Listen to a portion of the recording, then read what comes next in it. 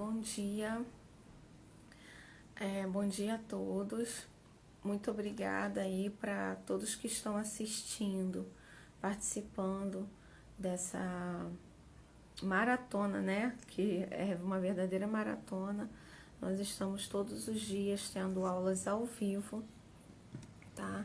Sobre a literatura, tá? Uma análise literária, no qual a gente está observando o texto literário de uma forma artística. O que eu quero dizer com isso?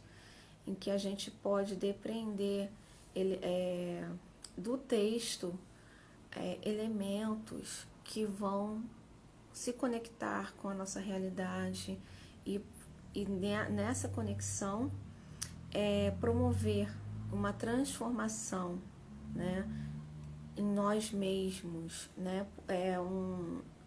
A literatura, ela pode, a gente não pode colocar assim uma definição no que é literatura, nem muito menos dizer que ela tem uma função específica, né? Ela é muito ampla, mas uma das funções da literatura é ser espelho e janela. Espelho por quê? Porque nós conseguimos, a literatura nos confronta com a nossa própria imagem. Quando você vai num espelho, você olha para a sua própria imagem, certo? Então, ele é um espelho que ajuda a nos enxergarmos melhor, né? Então, isso é o que? Um processo de reflexão, de autoanálise, né? A gente, com o texto literário, artístico, né? Porque existem literaturas que, enfim, elas não são consideradas literaturas, mas não têm esse poder transformador, né? Infelizmente, muita coisa é considerada literatura e não deveria ter vamos dizer assim, ter essa nomenclatura, né? Não deveria ter a honra de carregar em si o nome de literatura. Mas, enfim, esse aqui não é um ponto. A gente está falando da literatura verdadeira, né? Aquela que é uma obra de arte, que faz, como eu disse, através do espelho, com que nós venhamos a observar nós mesmos, a fazer uma autoanálise. E também é o que eu falei? Janela. A janela, ela o que? Abre horizontes, né? O símbolo da janela é o de abrir horizontes, de acessar realidades que você ainda não acessou. E o texto literário faz isso, promove essa situação dentro do próprio texto, né? Através da ficção. A gente pode viajar por lugares, por situações que na nossa vida real isso não ocorreria. E também faz com que a gente compreenda situações ou se ponha no lugar das pessoas que já passaram por determinadas situações na vida. Então, nessa questão de ser janela, a literatura ela nos humaniza. Por quê? Porque a gente consegue olhar para o outro, olhar para o mundo de uma forma, vamos dizer assim, menos inquisidora, menos julgadora, né? A gente para analisar as situações antes de chegar a um veredito ou de achar que temos esse poder de trazer um veredito sobre qualquer situação que seja, né? Então, por exemplo, eu vou dar um exemplo aqui bem básico, que isso é muito fácil de observar quando a gente fala de contos de fada, por exemplo. Você nitidamente ali observa que é uma história fantasiosa, tá? Mas ela sempre traz uma lição, ou seja, ela coloca os personagens dentro de um contexto no qual a criança ela vai se deparar e vai chegar à conclusão automaticamente: eu não devo mentir, por isso, por aquilo. Eu não devo desobedecer meus pais, falar com estranhos, porque senão vai acontecer igual com a Chapeuzinho. Não devo mentir, senão vai acontecer igual o Pinóquio comigo, entendeu? Ou ainda, por exemplo, João e Maria, né? Eu não posso aceitar, por exemplo, doce de estranhos, porque isso pode me fazer mal, né? E nem comer muito doce, me arregalar de doces, porque isso pode trazer consequências. Então, assim, através desse objeto fantástico, fantasioso, a criança consegue trazer lições para sua própria vida. Ou seja, isso é uma literatura, porque isso conecta ao ser humano com a situação exposta ali no texto, e aí ele consegue trazer isso para sua realidade, ok? Mesmo que ele não tenha vivenciado tal situação. Então é o que? Uma janela, e ao mesmo tempo é o que? Um espelho. A criança se vê naquela situação, ok? É refletida a imagem dela dentro daquele texto, daquele personagem. E não diferente... Olá, bom dia, Késia. Seja bem-vinda. Não é diferente com, vamos dizer assim, a literatura para para adultos, né, para pessoas assim que já saíram da infância. A literatura ela continua tendo essa mesma função, esse mesmo não é um objetivo, a literatura serve para isso, igual um remédio, né? Eu vou usar remédio para gripe, vou usar remédio para qualquer doença que eu tenha para me curar. Não é isso. Como eu disse, uma das funções da literatura é essa. Então, quando a gente se coloca diante de um texto literário, ele precisa fazer sentido para a gente, né? E ontem, quando a gente analisou o texto A Chinela Turca, um dos pontos que eu destaquei foi o seguinte, que se você... o próprio Machado fala, né? Um texto mal lido, ele pode trazer consequências espantosas, muito piores, né, do que você possa imaginar. Um texto ruim e ainda mal lido, né? Então, aí eu trouxe essa reflexão para vocês, o que Machado estava querendo dizer ali. Que você, como leitor, não é obrigado a ler aquilo que você não gosta, aquilo com o qual você não se conecta, tá? E nem achar que, porque todo mundo lê, para eu também estar dentro do rol dos inteligentes, eu tenho que ler Dostoiévski, por exemplo. Não, você pode, com certeza, é indispensável que você leia no momento da sua vida, se realmente você quer ser um leitor sério, quer se conectar com a alta literatura, com aquela literatura mesmo transformadora, você uma hora vai se deparar com esse texto, mas você não necessariamente precisa fazer porque todo mundo faz, ou fazer naquele momento para poder dizer que leu, né, na roda dos seus amigos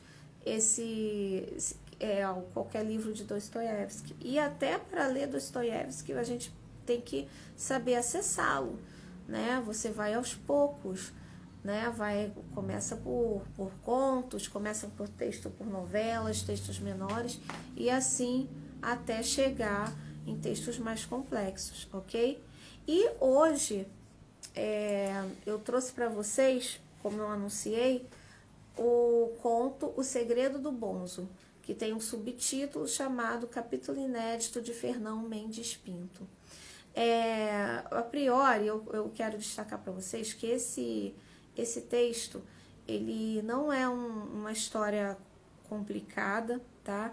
Porém, ele tem um vocabulário um pouco que causa estranheza na gente, né? Porque é um vocabulário mais antigo, então a gente você precisa estar lendo com um dicionário à mão, tá ok? Mas nada absurdo não. E investigar, para procurar saber o significado das palavras, né? Porque elas estão postas ali com um propósito e de propósito, ok? Então, a priori, esse nome, O Segredo do Bonzo. Bonzo é o quê? Gente, Bonzo era o quê? Um monge, uma espécie de sacerdote, tá? Então, quer dizer isso, um sacerdote, uma pessoa a qual um religioso que discutia questões teológicas e tudo mais. Então fica com essa tradução, tá? Vamos dizer assim, bonzo é um sacerdote, ok? E aí esse subtítulo, Capítulo Inédito de Fernão Mendes Pinto, é porque o texto, de fato, vai ser narrado pelo Fernão Mendes Pinto. O Fernão Mendes Pinto, na história, é um navegante, tá? Um viajante, historiador, né? E ele, português, e ele coloca, né, escreve as suas memórias das suas viagens e tudo mais num diário, tá? E aí ele vai contar, aqui no texto a gente vai ter um capítulo dessa história, né?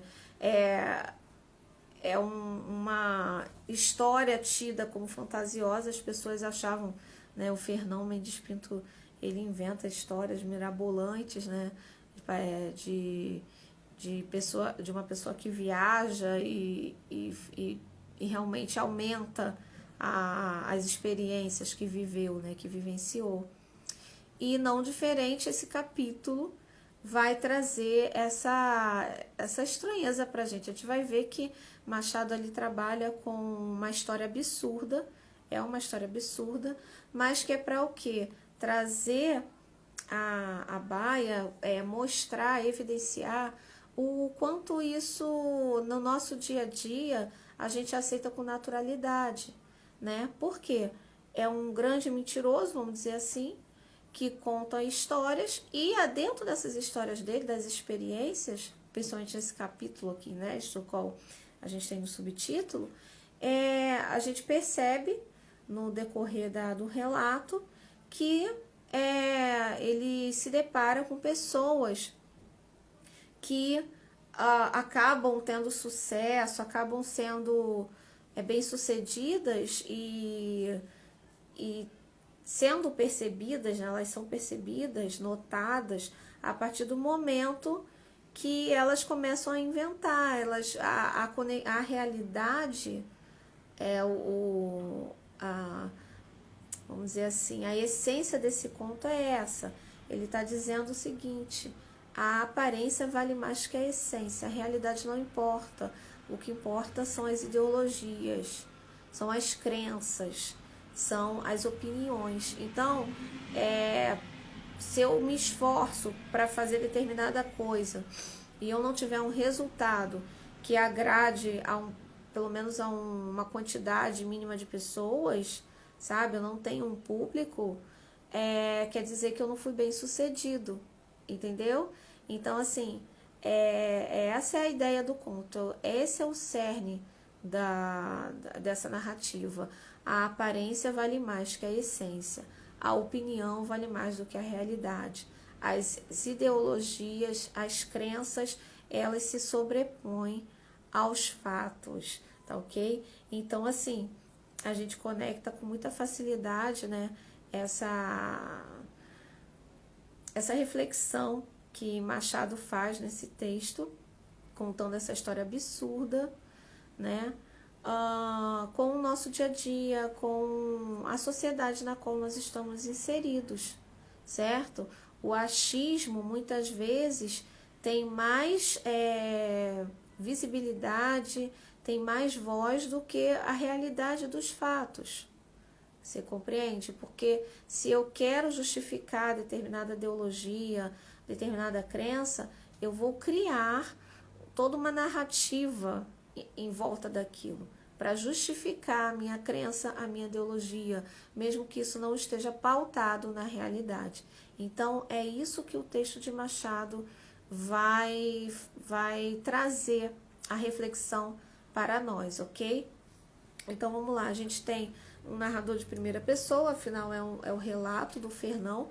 Um detalhe também que Machado ele brinca com a sonoridade do nome Fernão Mendes Pinto, porque é algo que tem uma parte do texto que um dos personagens faz um questionamento. Fernão mentes? Aí ele diz, minto. Ou seja, Fernão mentes, né, do verbo mentir, minto. Ou seja, fazendo essa brincadeira com a sonoridade Mendes Pinto com mentes minto, ok? Então, esse Fernão, ele tem um amigo chamado Diogo Meireles e eles estão andando, a história se passa em 1552, era a época, né, vamos dizer assim, das descobertas, tanto que o Brasil foi descoberto ou não, isso aí é uma questão que não quer calar, em 1500, né, então essa história acontece nessa época, numa cidade chamada Fuxel, tá? E você tem ali, era a capital do reino de Bungo, com o padre mestre Francisco. Você tem um padre que ele era invejado porque ele tinha os favores do rei, tá? Mas porque o que ele fazia? Ele usava dessa aparência, dessas crenças e para fazer com que as pessoas, para ter audiência, tá? E não era, na verdade, o que ele fazia, o que ele falava, não era a realidade. E ele era invejado por isso, porque ele tinha a atenção do povo, né?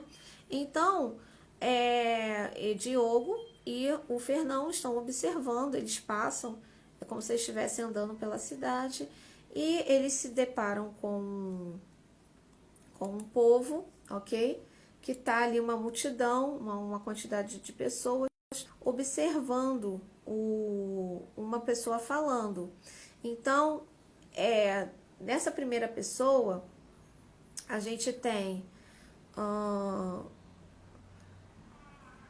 é o Titané, uma pessoa chamada Titané, que é um amigo de Diogo. E aí, o que ele faz, né? Antes de acontecer isso, eles observam dois homens. Um homem falando para a multidão que os grilos surgem do ar das folhas do coqueiro com a junção da lua nova. E as pessoas acreditam nisso. Nossa, os grilos surgem daí. Aí eles vão passando, vê uma outra multidão sendo ouvida por uma outra pessoa, tá? E essa pessoa chamando a atenção para si, falando uma outra história absurda, e o povo acredita também. E aí eles começam a observar que a aparência, né, a narrativa tem mais valor do que a realidade. Eles veem claramente aquilo que aqueles homens estão falando são histórias absurdas, mas, enfim, ele vê que as pessoas acreditam e elas gostam de ouvir essas histórias. Então, como eu mencionei aqui, o Titané é um amigo de Diogo que vai levá-los a um bonzo, né, que é o tal bonzo daqui da história, para ensinar a eles essa, vamos dizer assim, teologia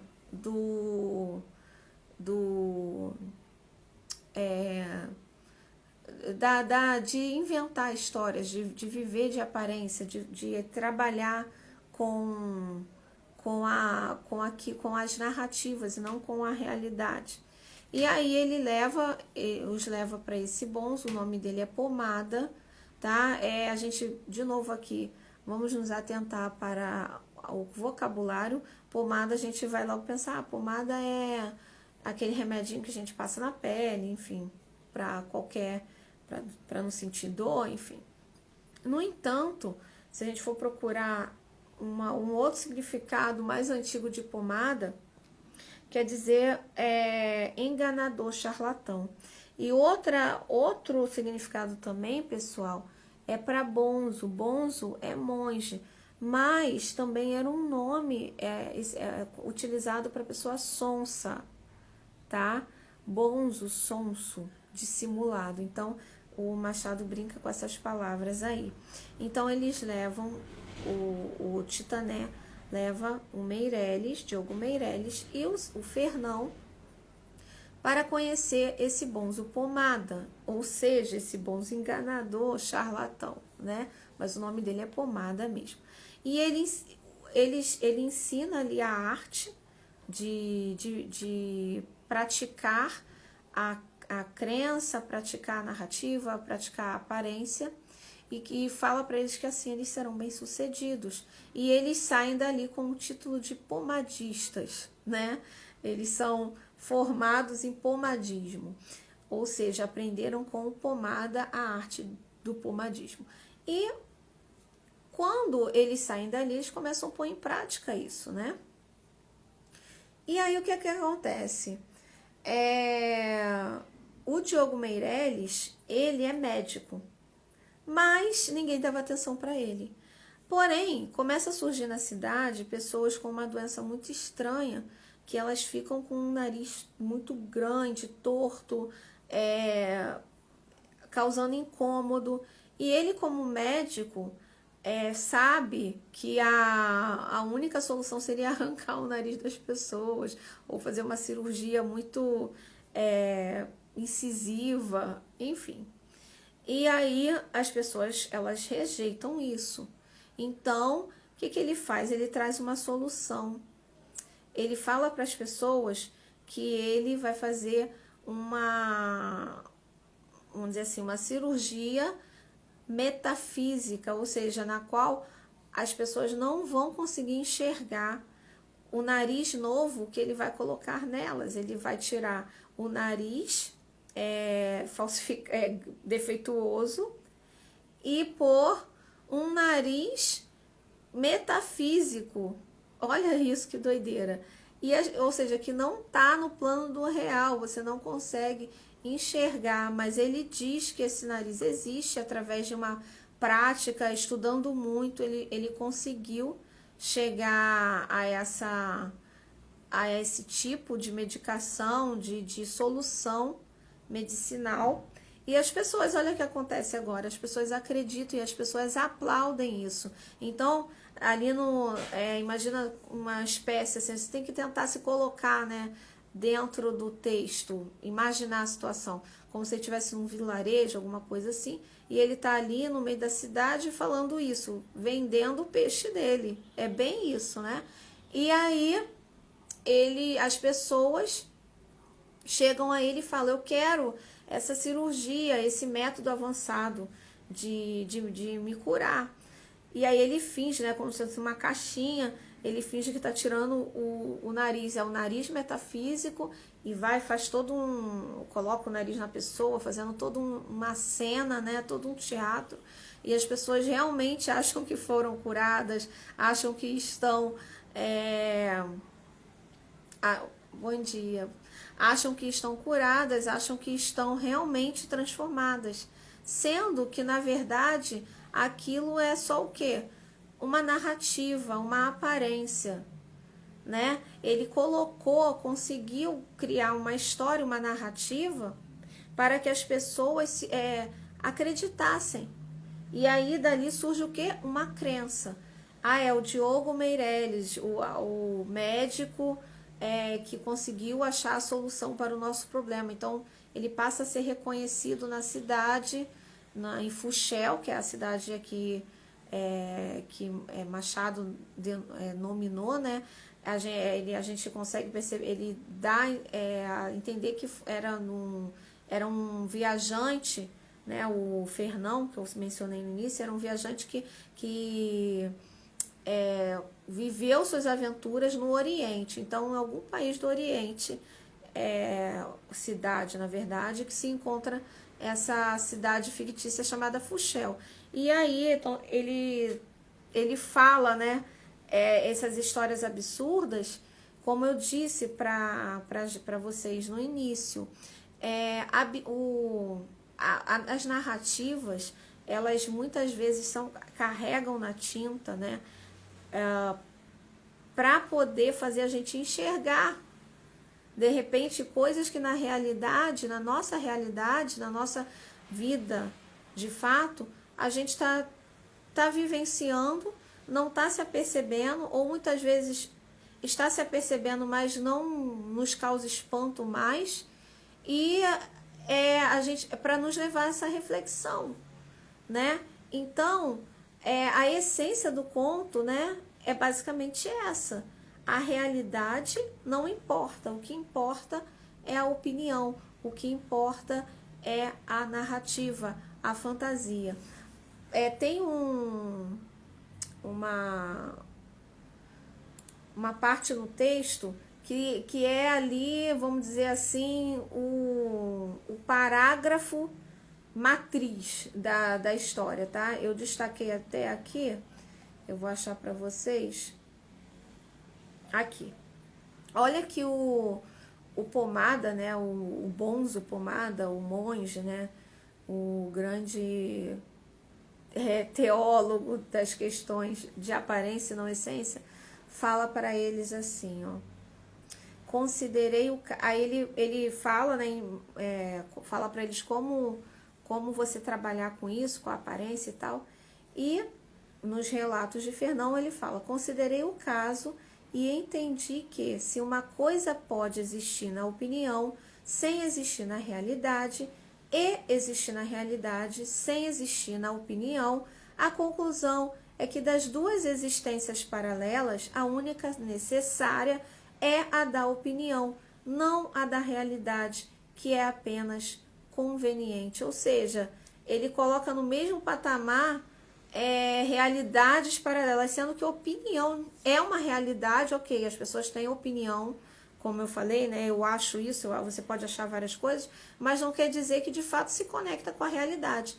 Mas o que o Bonzo falou para eles? Olha, o que importa é a opinião, porque se você consegue ter uma audiência, consegue ter a atenção das pessoas através da ideologia que você inventa, que você prega para poder criar uma crença, ou seja, uma legião de crentes, essas pessoas vão te seguir por causa dessa ideologia que você inventou ou que você partiu da realidade e aumentou, né? Ok, então a opinião vale mais. Por quê? Porque ela está dando o resultado que você quer. Você está sendo visto, você está sendo aplaudido, você está sendo sendo lembrado, né? Você fica no imaginário das pessoas, né? Como uma pessoa, por exemplo, como o Diogo Meirelles, que trouxe a solução para a doença dos narizes deformados. Entende? Então, essa frase aqui, ela encerra, né, o teor desse conto, né? É um conto, como eu disse, ele é pequeno, tem 4 páginas aqui, mas é de uma reflexão profunda, né? Sobre uma realidade que acontece no nosso dia a dia, né? Bom, então, gente, praticamente é isso. Esse conto é bem pequeno, tá? Eu vou só terminar aqui com uma outra parte que eu tava querendo destacar aqui. Não, peraí. Só um minutinho. Tá, é isso mesmo. Olha só. Olha o que acontece aqui no final do texto. É que o Diogo Meirelles chega à conclusão, né? Então ocorreu-lhe uma graciosa invenção. Esse é o Fernão falando o que o Diogo pensou, né? A brilhante ideia. Assim foi que, reunindo muitos físicos, filósofos, bons, autoridades e povo, comunicou-lhes que tinha um segredo para eliminar o órgão que o nariz defeituoso. E esse segredo era nada menos que substituir o nariz achacado por um nariz são, mas de pura natureza metafísica, isto é, inacessível aos sentidos humanos, e contudo tão verdadeiro ou ainda mais do que o cortado. Cura esta praticada por ele em várias partes e muito aceita aos físicos de Malabar. Então ele inventa uma história para poder ter a sua glória também, tá ok? Então assim a gente encerra essa live, é bem curtinha, mas é uma reflexão profunda, né, que a gente pode fazer em relação a essas questões, né? Será que nós temos nos pautado pela essência ou pela aparência? Pela ideologia ou pela realidade dos fatos? Ok? Muito obrigada a todos que entraram, obrigada aos que vão assistir depois. E amanhã a gente continua por aqui. Tchau, tchau!